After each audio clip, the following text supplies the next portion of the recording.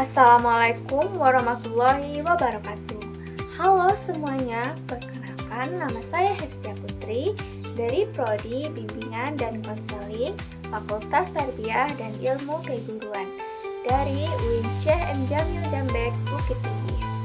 Nah, saya akan menjelaskan tentang konsep dasar bimbingan karir. Yang pertama, pengertian bimbingan karir.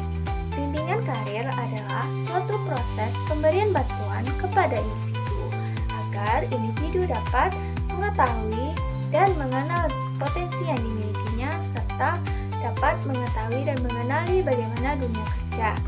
Kemudian, diharapkan individu dapat merencanakan dan dapat mengambil keputusan yang sesuai dengan keinginan karirnya di masa yang akan datang.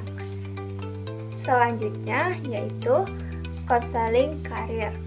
Konseling karir adalah suatu program yang diberikan kepada individu dalam rangka untuk memberikan gambaran bagaimana dunia kerja serta dapat membantu individu mengembangkan karir yang dimilikinya atau potensi yang dimilikinya sesuai dengan karir di masa depan, serta memberikan pendidikan dan pelatihan yang dibutuhkan pada dunia pekerjaan. Selanjutnya yaitu tujuan bimbingan karir. Yang pertama yaitu individu diharapkan dapat mengetahui apa saja potensi yang dimiliki oleh dirinya, yaitu seperti minat, bakat, kemampuan, dan kecakapan. Yang kedua, individu diharapkan mampu mengetahui dan mengenali apa saja kepuasan yang diinginkan pada dunia kerja. Yang ketiga, individu diharapkan mampu mengetahui apakah jenis pekerjaannya tersebut apakah sesuai dengan potensi yang dimilikinya. Selanjutnya yaitu individu mampu mendapatkan pengarahan maupun mendapatkan pelatihan sesuai dengan pekerjaannya. Selanjutnya, individu mampu memahami nilai-nilai yang ada dalam masyarakat. Selanjutnya yaitu individu diharapkan mampu mengembangkan pekerjaannya serta mengambil keputusan sesuai dengan keinginannya. Kemudian individu diharapkan mampu mengetahui apa saja hambatan maupun kelemahan yang ada pada dirinya. Tujuan konseling karir. Yang pertama, individu diharapkan dapat memahami dan menilai potensi yang dimilikinya seperti minat, bakat, kecakapan, dan cita-cita. Yang kedua yaitu individu diharapkan mampu mengetahui nilai-nilai yang ada pada dirinya. Kemudian yang ketiga, individu diharapkan mampu mengetahui apakah serasi potensi yang dimilikinya dengan karirnya di masa yang akan datang, serta memperoleh pelatihan dan pendidikan yang berkaitan dengan dunia kerja. Dan yang terakhir, individu diharapkan mampu merencanakan dan mendapat mengambil keputusan yang serasi yang sesuai dengan keinginannya dan rencana masa depan. Baik, perkenalkan nama saya Muhammad Adis dengan NIM 2624087. Baik, materi selanjutnya saya akan menjelaskan tentang istilah-istilah dalam bimbingan karir. Yang pertama ada career development, yaitu seluruh faktor psikologis, sosiologi, pendidikan, jasmania, ekonomis, dan peluang yang berpadu untuk membentuk karir yang dipilih oleh seorang dalam rentang kehidupannya. Yang kedua ada career awareness, yaitu pengetahuan mengenai nilai, kecenderungan pilihan, dan konsep diri yang menjadi gambaran bagi individu dalam melakukan pemilihan karir.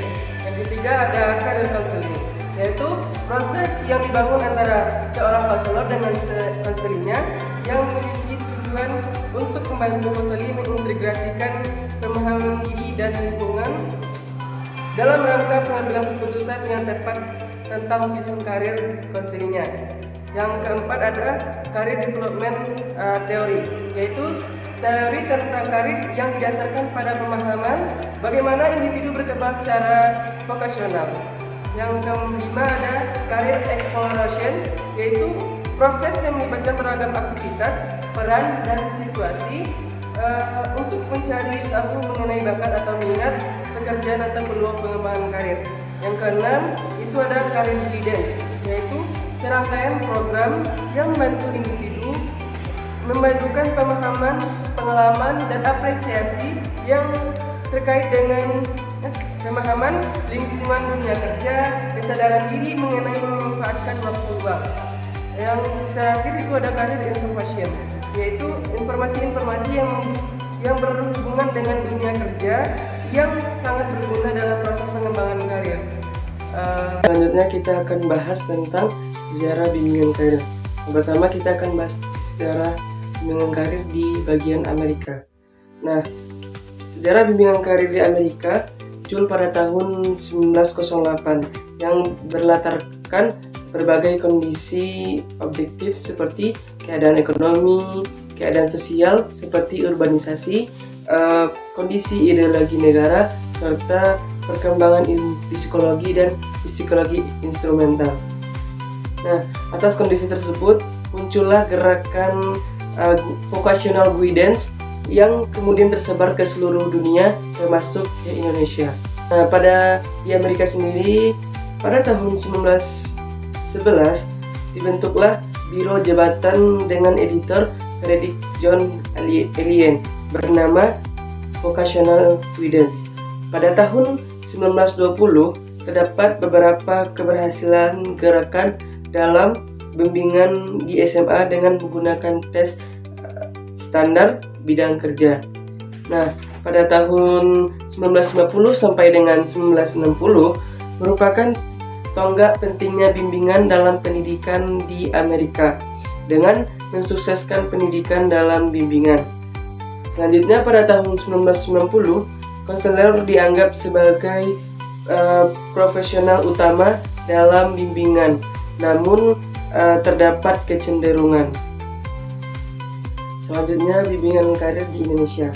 Nah, bimbingan konseling di Indonesia terbuka sejak tahun 1962 yang ditandai dengan adanya perubahan sistem pendidikan di Indonesia.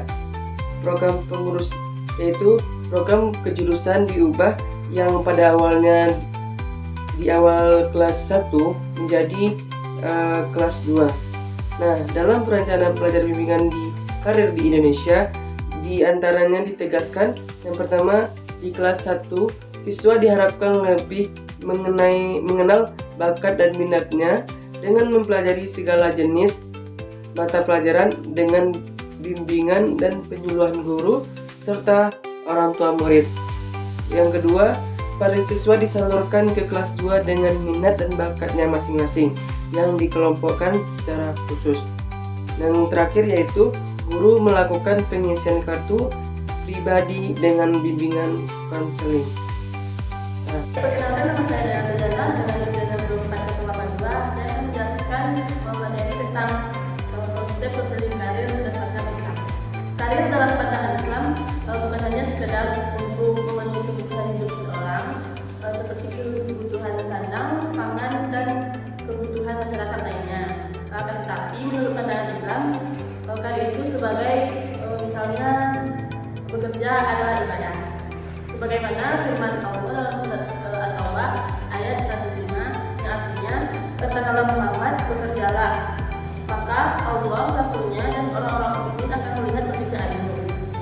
Kamu akan dikembalikan kepada Zat yang mengetahui gaib dan yang nyata. Lalu Dia akan